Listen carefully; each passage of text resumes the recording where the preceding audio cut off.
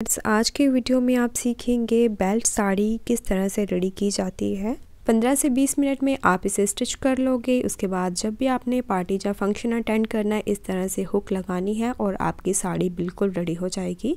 Belt के पीछे की तरफ हमने थोड़ी सी इलास्टिक भी दी है, इसलिए ये पहनने में बहुत ही कंफर्टेबल रहेगी। इसी के साथ इन फ्यूचर अगर आपका वेट थोड़ा सा पुट ऑन हो जाता है तो भी आपकी ये साड़ी है आपको बिल्कुल फिट आएगी। आपको दोबारा से इसे खोल करके ऑल्टर करने की ज़रूरत नहीं पड़ेगी। और वीडियो शुरू करने से पहले अगर आप मेरे चैनल पर पहली बार आए हो तो इसी तरह की और वीडियोस को देखने के लिए चैनल को सब्सक्राइब करके बेल आइकन को प्रेस करना ना भूलें। और ये साड़ी मैंने मिंत्रा से ली है। अगर आपको ये साड़ी परचेज़ करनी है तो इसका लिंक मैं डिस्क्रिप्शन बॉक्स में दे दूँगी, वहाँ पर क्लिक करके आप ये पल्लू वाली साइड होगी, यहाँ से हम पल्लू निकालेंगे और पल्लू के ऑपोजिट आएगी जो हमारी कमर वाली साइड होगी। और बीच का जितना भी फैब्रिक होगा इस पर हम प्लेट्स एडजस्ट करेंगे। और साड़ी स्टिचिंग के लिए आपको 3 मेजरमेंट की ज़रूरत पड़ेगी। एक आपको पल्ले की लेंथ लेनी है, दूसरी जो भी आपकी कमर का साइज़ है उसे मेजर कर ले। इसके बाद जितनी आपको साड़ी की लेंथ चाहिए उसे मेजर करें। इन 3 मेजरमेंट के बेस पर हम साड़ी को स्टिच करेंगे। सबसे पहले हम बेल्ट के लिए मार्किंग करेंगे। पल्लू के ऑपोजिट साइड पर हमें बेल्ट के लिए मार्किंग करनी है।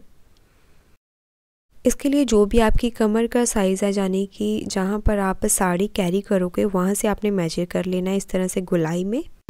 मेरी कमर का साइज़ है 28 इंच। जो भी आपकी कमर का साइज़ है उसमें आपने 10 इंच प्लस कर लेने हैं। सभी साइज़ की 8 इंच पर मेरी मार्किंग आएगी बेल्ट की। इस तरह से एक साइड से टेप को रखते हुए जो भी आपकी साइज़ है उसकी मार्किंग करें तो मेरी 38 इंच पर मार्किंग आएगी। तो यहाँ पर मैं 38 इंच पर इस तरह से मार्क करूँगी। अब यहाँ पर मैं एक स्मॉल कट लगा दूँगी क्योंकि इस फैब्रिक के ऊपर जो हमारी मार्किंग है वो नहीं टिकेगी, तो इसलिए यहाँ पर एक मैं स्मॉल कट लगा दूँगी। तो बेल्ट की मार्किंग हमने कर ली है। इसके बाद हम पल्लू के लिए मार्किंग करेंगे। तो पल्लू की जो लेंथ है हम नॉर्मली 85 से 90 तक रख सकते हैं। तो यहाँ पर नॉर्मली जो लेंथ चलती है पल्लू की वो 85 इंच होती है। और अगर आपकी हाइट ज़्यादा है और आप हेल्दी साइज़ के हो तो आपने 90 इंच का पल्लू लेना है। तो नॉर्मली हम 85 इंच का ही पल्लू लेते हैं। तो यहाँ पर मेरी जो पल्लू की लेंथ आएगी वो 85 इंच है। और एक साइड से शुरू करते हुए पहले मैंने इस तरह से 60 इंच पर मार्किंग की है। अब इससे आगे 25 इंच पर एक और मार्किंग करेंगे। तो इस तरह से 85 इंच की जो पल्लू की लेंथ है मैंने रखी है। इस तरह से यहाँ पर हम मार्किंग करेंगे और इस मार्किंग पर भी हमें स्मॉल सा कट लगा देना है क्योंकि मार्किंग यहाँ से निकल जाएगी। तो इस तरह से आपको पहले कमर की मार्किंग और पल्लू की मार्किंग करनी है। उसके बाद बीच का जितना भी फैब्रिक होगा उस पर हम पहले प्लेट्स बनाएंगे और प्लेट्स लगने के बाद हम लेंथ के लिए मार्किंग करेंगे।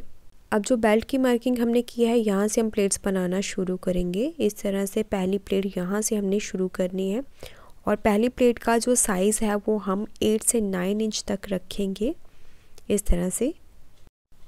इसके बाद जितनी भी प्लेट्स आएंगी वो नॉर्मल साइज़ की आएंगी। प्लेट्स को सेट करने के लिए हल्की सी आयरन करें कि जो प्लेट्स है वो अच्छे से सेट हो सके।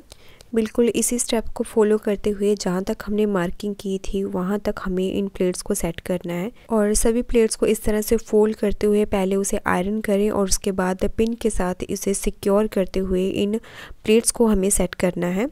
तो जब तक पल्लू वाली मार्किंग ना आ जाए तब तक हमें प्लेट्स बनाने हैं। तो यहाँ पर हमारी मार्किंग आ रही है, यहाँ पर फैब्रिक कम बच रहा है तो यहाँ पर हम बनाएंगे छोटी प्लेट। इस तरह से छोटी प्लेट बना के पल्लू की लेंथ को कंप्लीट करेंगे। और सभी प्लेट्स लगने के बाद इसे फिर से आयरन करें। इसके बाद पिन को रिमूव करके आगे की तरफ से सभी प्लेट्स को अच्छे से सेट करने के बाद इसे दोबारा से पिन अप करें। इस तरह से स्टिच करने से पहले सभी प्लेट्स को इक्वल करना बहुत ज़रूरी है। इस तरह से सभी प्लेट्स को सेट करने के बाद इसे हमने दोबारा से पिन के साथ सिक्योर किया है। अब इन प्लेट्स के ऊपर यहाँ पर स्टिच लगा के इसे हम फिक्स कर देंगे। पहले ऊपर वाली साइड पर स्टिच करेंगे। अब यहाँ से टर्न करते हुए सभी प्लेट्स को इस तरह से बिल्कुल बराबर पकड़ते हुए इस तरह से सेट करना है। तो प्लेट्स हमारी अच्छे से सेट हो चुकी हैं। अब हम इस पर बेल्ट रेडी करेंगे और बेल्ट रेडी करने से पहले हम लेंथ के लिए मार्किंग करेंगे। जो भी आपकी साड़ी की रेडी लेंथ है बॉटम से शुरू करते हुए ऊपर की तरफ उसे मेजर करें। तो मेरी साड़ी की रेडी लेंथ है 41 इंच। तो 41 इंच पर यहाँ पर मैंने मार्किंग की है। अब इस तरह से मार्किंग करने के बाद ऊपर की तरफ से चेक करें कितने इंच का एक्स्ट्रा कपड़ा आपके पास बचा है। तो यहाँ पर मेरे पास 2 इंच का एक्स्ट्रा कपड़ा बचा है, तो पूरी कमर पर इस तरह से 2 इंच का मार्जिन छोड़ते हुए इस तरह से मार्किंग करेंगे बेल्ट के लिए। अब बेल्ट रेडी करने के लिए जितने भी आपकी कमर की साइज़ है उतनी लेंथ में आपको बुकरम पट्टी लेनी है और इलास्टिक की लेंथ ली है 6 इंच। सभी साइज़ के लिए आपने 6 इंच की ही इलास्टिक लेनी है। अब बुकरम को इस तरह से डबल करके सेंटर में से कट कर देंगे। अब इलास्टिक को दोनों पीसेस के सेंटर में रखते हुए यहाँ पर स्टिच कर देंगे और बुकरम और इलास्टिक की जो विड्थ है वो है 1.5 इंच।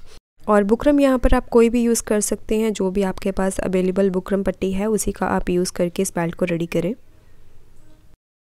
इस तरह से 3-4 बार स्टिच करते हुए इस इलास्टिक को अटैच करेंगे। अब साड़ी के साथ मैचिंग आपको एक्स्ट्रा फैब्रिक पट्टी लेनी है जिसकी विड्थ है 4 इंच।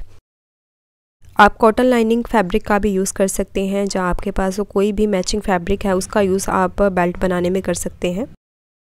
और पट्टी की विड्थ है 4 इंच और पट्टी की लेंथ आपको काफ़ी ज़्यादा ले लेनी है क्योंकि इसके ऊपर हमने बेल्ट रेडी करनी है। अब जो हमने पट्टी रेडी की थी उसे इस तरह से बीच में से रखेंगे, थोड़ा सा मार्जिन छोड़ते हुए। अब यहाँ पर इसे डबल फोल्ड करते हुए बुकरम के साथ साथ स्टिच करेंगे। तो जहाँ तक बुकरम की लेंथ आ रही है वहाँ पर पहले सीधी सिलाई करेंगे और जब इलास्टिक स्टार्ट होगी वहाँ पर इस तरह से टर्न करते हुए हमें ऊपर की तरफ स्टिच करना है। फिर यहाँ से दोबारा से टर्न करते हुए नीचे की तरफ स्टिच को लेके जाएं। अब जहाँ पर हमारी इलास्टिक शुरू हो रही है, इलास्टिक को खींचते हुए हमें इस तरह से स्टिच करना है। और जब भी आप इलास्टिक को खींच के स्टिच करें तो ध्यान रखें इलास्टिक के ऊपर आपके स्टिच ना आए। यहाँ पर इलास्टिक का एंड होगा, वहाँ से हमने दोबारा से सीधी सिलाई करनी है बुकरम के साथ साथ इस तरह से। अब इस बेल्ट पट्टी को साड़ी के ऊपर जो हमने मार्किंग की थी उस पर इस तरह से रखते हुए अटैच करेंगे। बुकरम के साथ साथ हमें सीधी स्टिच करनी है और जहाँ पर इलास्टिक शुरू होगी वहाँ पर इस तरह से इलास्टिक को खींच के स्टिच लगाएंगे और इलास्टिक के बाद सीधी स्टिच लगाते हुए इस बेल्ट को अटैच करेंगे। देखिए इस तरह से बेल्ट को हमें सीधी साड़ी के ऊपर रखना है, जो हमने मार्किंग की थी बिल्कुल उसी मार्किंग के ऊपर रखेंगे। साइड का जो एक्स्ट्रा फैब्रिक मार्जिन छोड़ा था उसे इस तरह से अंदर की तरफ फोल्ड करते हुए प्लेट्स के ऊपर बिल्कुल बेल्ट को रखते हुए यहाँ से स्टिच को शुरू करें। अब यहाँ से इस तरह से टर्न करते हुए जो हमने रेडी लेंथ की मार्किंग की थी वहाँ पर स्टिच लगाते हुए इस बेल्ट को अटैच करेंगे। पहले हमने सीधी स्टिच करनी है और जहाँ पर इलास्टिक शुरू होगी वहाँ पर इस तरह से इलास्टिक को खींच के स्टिच लगाएं। बस इलास्टिक वाले एरिया से हमें खींच के स्टिच लगाना, आगे की तरफ हम सीधी स्टिच लगाते जाएंगे।